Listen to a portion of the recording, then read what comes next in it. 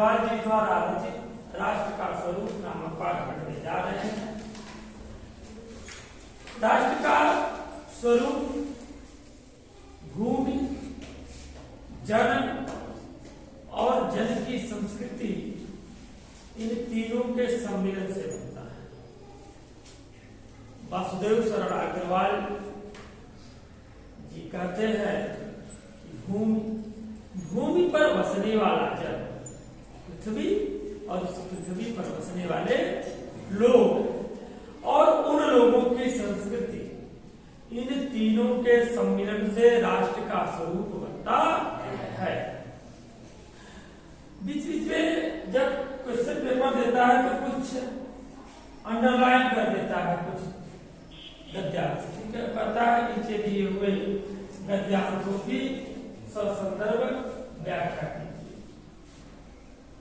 फिर उसमें दूसरा क्वेश्चन देता है, अ ब स करके देता है, क्वेश्चन पेपर में आपके आएगा तो दूसरा क्वेश्चन दे देगा कि राष्ट्र का स्वरूप किनसे बनता है। एग्जाम्पल के लिए, चूंकि एक दिया हुआ है 4 लाइन का गद्यांश, ऊपर लिखा हुआ है भूमि पर बसने वाला, जन की संस्कृति, जन, तीन के सम्मिलन से क्या बनता है, राष्ट्र का स्वरूप। तो आप एकदम स्पष्ट जब वहीं ऊपर थोड़ा सा मन से पढ़ेंगे तो वहीं आपको प्राप्त मिल जाएगा कि भूमि पर बसने वाले जन और जन की संस्कृति, इन तीनों के सम्मिलन से राष्ट्र का स्वरूप बनता है। दूसरा क्वेश्चन कर दिया, भूमि का निर्माण किसने किया। जो ही आगे पढ़ेंगे लिखा मिलेगा कि भूमि का निर्माण देव ने किया। तो स्पष्ट एकदम मिलता है आपका आंसर। और हम देखते हैं कि बहुत से बच्चे ऐसे होते हैं जो परीक्षा में क्वेश्चन पेपर को तो प्राप्त कर लेते हैं, परीक्षा देने के लिए बैठ गए तो क्वेश्चन पेपर मिलना ही है, काफी मिलनी ही है, और वह इन छोटी छोटी चीजों का भी आंसर देने में असमर्थ होते हैं। एकदम ऊपर दिया हुआ है, उत्तर दिया हुआ है, क्वेश्चन कर रहा है, आंसर दिया हुआ है, लेकिन वो घबराएंगे, इसका आंसर हुआ क्या होगा, इसका आंसर हुआ क्या। अरे थोड़ा पढ़ो तो। रही बात संदर्भ का, अगर पूछ दिया है, रेखांकित अंश की व्याख्या पूछ दिया है, तो चूंकि पाठ का नाम यदि याद है, लेखक यदि याद है, तो दिक्कत कहां से आ रही है। लिख दीजिए संदर्भ प्रस्तुत गद्यांश, हमारी पठित पाठ्य पुस्तक गद्य गरिमा में संकलित वासुदेव शरण अग्रवाल जी द्वारा रचित राष्ट्र का स्वरूप नामक पाठ से दिया गया है। अब रेखांकित अंश की व्याख्या करें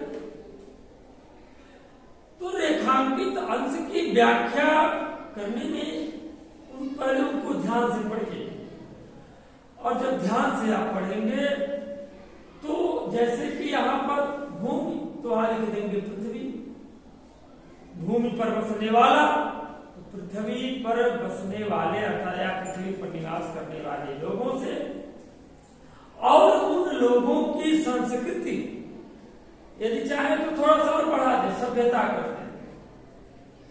इन तीनों के को मिलाकर के थोड़ा व्यापकता देनी है ना व्याख्या में, इन तीनों को मिलाने से राष्ट्र का स्वरूप बनता है।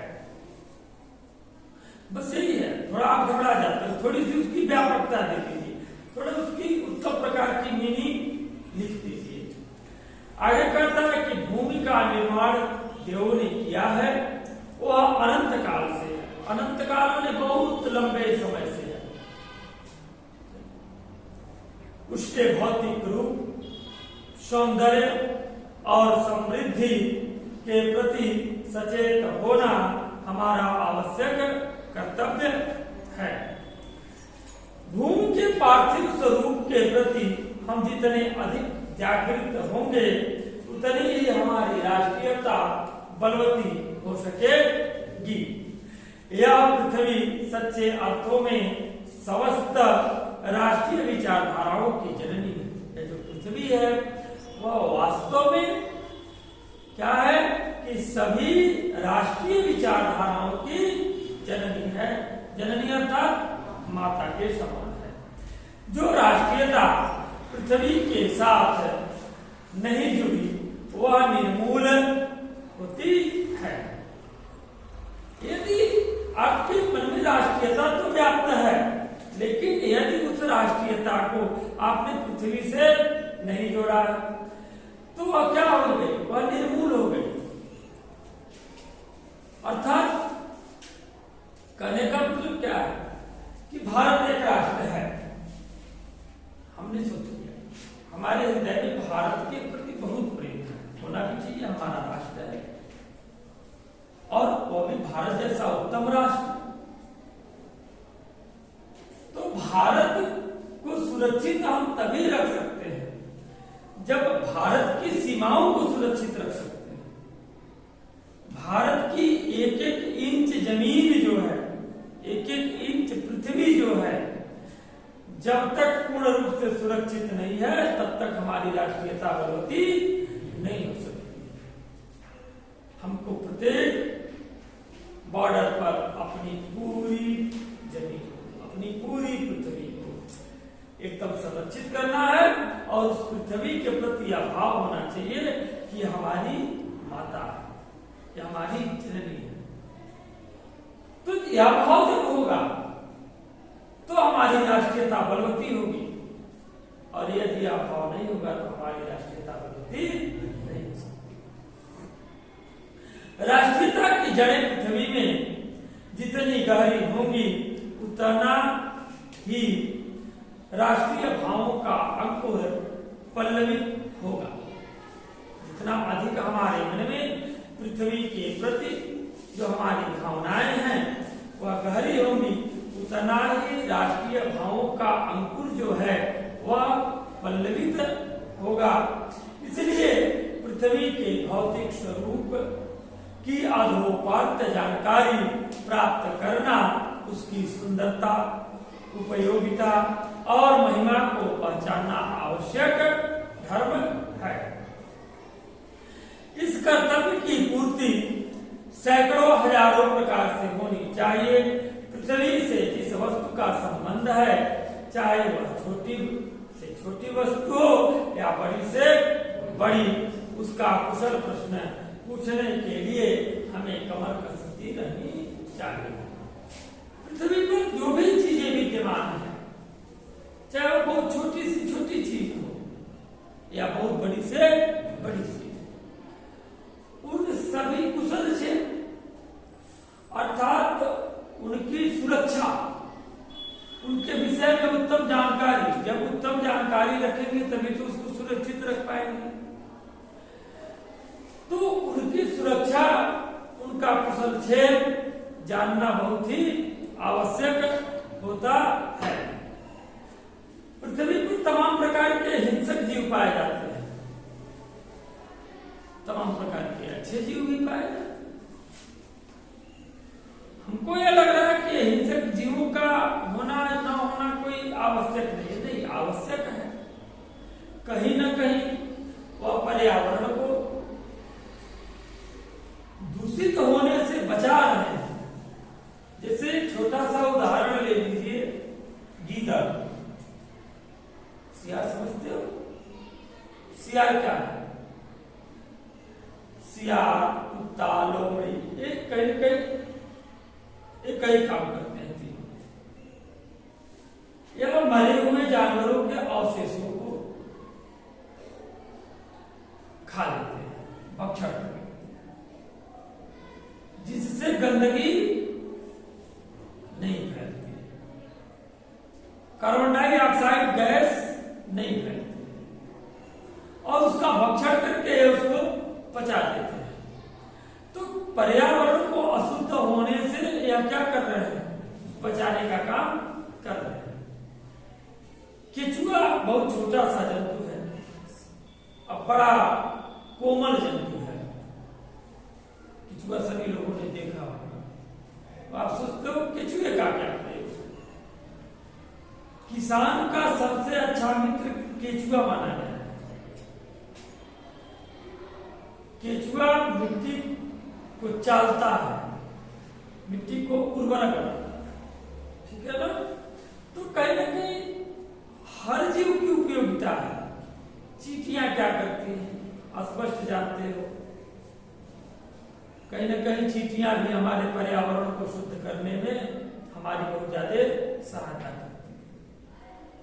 तो कोई जीव ऐसा नहीं है कि जिससे कहीं ना कहीं कोई लाभ न प्राप्त होता हो। प्रत्येक जीव से कुछ न कुछ लाभ निश्चित रूप से प्राप्त होता है। प्रत्येक जीव अपने अपने कर्मानुसार, अपने अपने स्वरूप के अनुसार पृथ्वी के पर्यावरण को, प्रकृति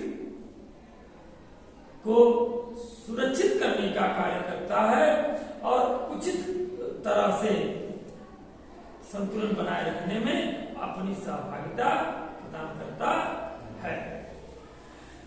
पृथ्वी का सांगोपांग अध्ययन जागरणशील राष्ट्र के लिए बहुत ही आनंदप्रद कर्तव्य माना गया है। गांव और नगरों में सैकड़ों केंद्रों से इस प्रकार के अध्ययन का सूत्रपात होना आवश्यक है। हम सभी लोगों को, चाहे हम गांव के लोग, चाहे हम शहर के लोग हों, हम सभी लोगों के प्रति राष्ट्र के लिए ऐसी भावना होनी चाहिए जो कभी सुप्तावस्था में न जाए, हमेशा किसमें रहे, जागरणशील रहे। सदैव भावना हमारी जागृत होनी चाहिए। किसके प्रति? राष्ट्र के, अपनी मातृभूमि के, अपनी पृथ्वी के। उदाहरण के लिए पृथ्वी की उपजाऊ शक्ति को बढ़ाने वाले मेघ जो प्रतिवर्ष समय पर आकर अपने अमृत जल से इसे सिंचते हैं, हमारे अध्ययन के परिधि के अंतर्गत आने चाहिए। उन मेघ जलों से परिवर्धित प्रत्येक तृणलता और वनस्पति का सूक्ष्म परिचय प्राप्त करना ही हमारा कर्तव्य है। इस प्रकार जब हम चारों ओर हमारे ज्ञान के कपाट खुलेंगे, तब सैकड़ों वर्षों से शून्य और अंधकार से भरे हुए जीवन के क्षेत्रों में नया उजाला दिखाई देगा। धरती माता की कोख में जो अमूल्य निधियां भरी हैं, जिसके कारण वह वसुंधरा कहलाती है। इस धरती की कोख में तमाम प्रकार की अमूल्य निधियां भरी हुई है। जो भी चीज आप प्राप्त करते हो, सोना, चांदी, हीरा, मोती, जितनी भी धातु है, तमाम प्रकार की गैसें जो है, कहां से आप प्राप्त करते हो? पृथ्वी से आप प्राप्त करते हो। डीजल, पेट्रोल, मिट्टी का तेल, मोबिल, कोयला, कितना उदाहरण है। सभी को हम कहां से प्राप्त करते हैं? इस पृथ्वी के कोख से प्राप्त करते हैं। इसी कारण पृथ्वी को वसुंधरा कहा जाता है। उससे कौन परिचित होना नहीं चाहेगा? पृथ्वी से परिचित होना प्रत्येक व्यक्ति चाहता है, लेकिन पृथ्वी से परिचित होने के लिए संघर्षशील होना पड़ेगा, परिश्रम करना पड़ेगा, और अत्यधिक परिश्रम के द्वारा ही पृथ्वी से परिचय प्राप्त किया जा सकता है। अर्थात पृथ्वी की अमूल्य निधियों के विषय में जानकारी प्राप्त हो सकती है। लाखों करोड़ों वर्षों से अनेक प्रकार की धातुओं को पृथ्वी के गर्भ में पोषण मिला है। लाखों करोड़ों वर्षों से तमाम प्रकार की धातुओं को पृथ्वी अपने गर्भ में पोषने का काम कर, पालने का काम कर। दिन रात बहने पहाड़ों को पीस पीस कर अगणित प्रकार की मिट्टियों से पृथ्वी के देह को सजाया। नदियां दिन रात प्रवाहित हो रही हैं। उन नदियों ने क्या किया? पर्वतों की बड़ी विशालकाय चट्टानों को पीस पीस करके अगणित प्रकार की मिट्टियों से पृथ्वी के देह को सजाने का कार्य किया है। हमारे भावी आर्थिक अभ्युदय के लिए इन सबके सौंदर्य के प्रतीक जाते हैं। नाना भांति के अनगढ़ नग्न विद्या, नाना प्रकार बने अनेक प्रकार, नाना भांति बने प्रकार, नाना बने अनेक प्रकार के अनगढ़ नग विंध्य की नदियों के प्रवाह से सूर्य की धूप से चिरकते रहते हैं। उनको जब चतुर कारीगर पहलदार कटाव पर लाते हैं तब उनके प्रत्येक घाट से नई शोभा और सुंदरता पड़ती है। वे अनमोल हो जाते हैं। अनमोल बने जिसकी कोई कीमत ही ना, जिसका कोई मोल ही ना हो। देश के नर नारियों अर्थात स्त्री और पुरुषों के रूप मंडन और सौंदर्य प्रसाधन में इन छोटे पत्थरों का भी सदा से कितना भाग रहा है। अतएव हमें उनका ज्ञान होना भी आवश्यक है। अधिकतर तमाम प्रकार पत्थरों को काट काट करके सुंदर सुंदर घाट बनाए जाते हैं। पत्थरों के माध्यम से बड़ी उत्तम उत्तम प्रकार की कलाएं प्रदर्शित की जाती हैं। सुंदर मूर्तियां बनाई जाती हैं, सुंदर वस्तुएं बनाई जाती हैं। जब तक कोई उत्तम प्रकार का कारीगर उसको नहीं प्राप्त करता है तब तक वह बेकार है। और जब ही एक उत्तम प्रकार की अच्छा जानकार कारीगर उसको पा गया तो उसको गढ़ करके क्या करेगा? एक सुंदर रूप दे देगा। ठीक है ना? और वह जो रूप देगा वह वास्तव में बड़ा आकर्षक होगा, देखने में अच्छा लगेगा। तो कहने का मतलब यह है इस पृथ्वी पर बस यह जानकारी होनी चाहिए कि इस चीज की उपयोगिता कैसे करनी है। अगर यह जानकारी है तो पृथ्वी पर कोई भी चीज जो है, कोई भी वस्तु जो है वह बेकार नहीं है, निरर्थक नहीं है। प्रत्येक वस्तु में साकार है। पृथ्वी और आकाश के अंतराल में जो सामग्री भरी है, पृथ्वी के चारों ओर फैले हुए गंभीर सागर में जो जलचर एवं रत्नों की राशियां हैं, उन सब के प्रति चेतना और स्वागत के नए भाव राष्ट्र में फैलने चाहिए। राष्ट्र के नवयुवकों के हृदय में उन सब के प्रति जिज्ञासा की नई किरणें जब तक नहीं फूटती तब तक हम सोए हुए के समान रहते हैं। पृथ्वी और आकाश के मध्य में भी बहुत सारी चीजें भरी हुई है। और समुद्र में तो इतनी अमूल्य निधियां भरी है, रत्नों का भंडार भरा पड़ा हुआ है। समुद्र को इसी कारण रत्नाकर भी कहते हैं। ठीक है ना? रत्नों के भंडार पड़े हुए हैं और रत्नों के भंडार पड़े रहने के कारण उस समुद्र को क्या कहा जाता है? रत्नाकर। विज्ञान और उद्यम अर्थात विज्ञान और परिश्रम, मेहनत दोनों को मिलाकर राष्ट्र के भौतिक स्वरूप का एक नया ठाट खड़ा करना है। यह कार्य प्रसन्नता, उत्साह, अथक परिश्रम के द्वारा नित्य आगे बढ़ना चाहिए। हमारा यह ध्येय हो कि राष्ट्र में जितने उनमें से कोई भी इस कार्य में भाग लिए बिना रीता न रहे। कहने का मतलब प्रत्येक लोग भाग ले, रीता न रहे मतलब छूटा न रहे, सब लोग भाग, सब लोग अपने अपने शक्ति के अनुसार अपना योगदान देने का काम करते रहे। तभी मातृभूमि की पुष्कल समृद्धि और समग्र रूप मंडल प्राप्त किया जा सकता है।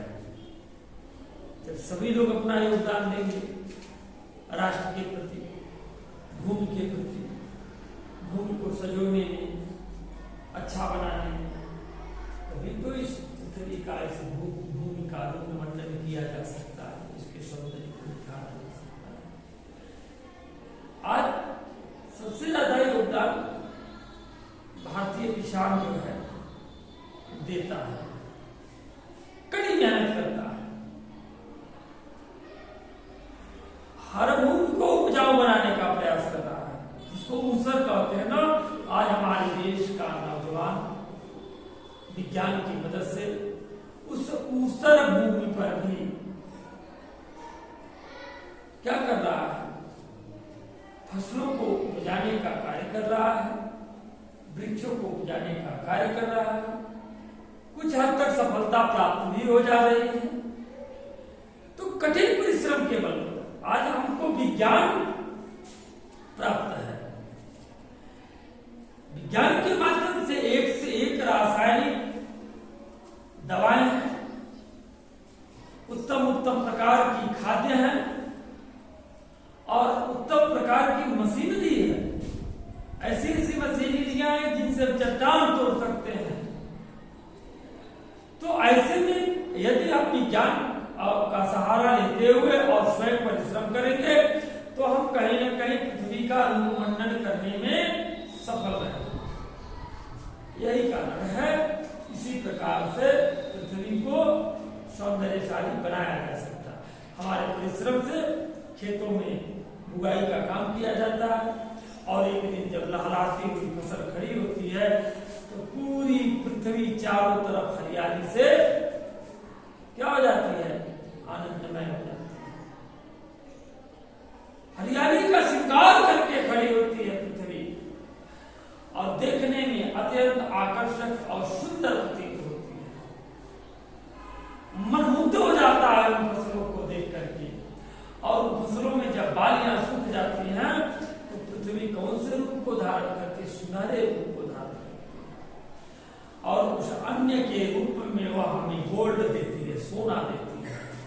सोने से भी कीमती हमारे लिए वह है, क्योंकि उसी के सेवन से हमारा भरण पोषण होता है, हमारी जीविका चलती है, हमारे शरीर की संरचना दृढ़ होती है, हम वृद्धि करते हैं और सुखमयता पूर्वक पृथ्वी के द्वारा प्रदान किए हुए अपने परिश्रम के फल का उपभोग करते हैं और उत्तम प्रकार का जीवन व्यतीत करते हैं।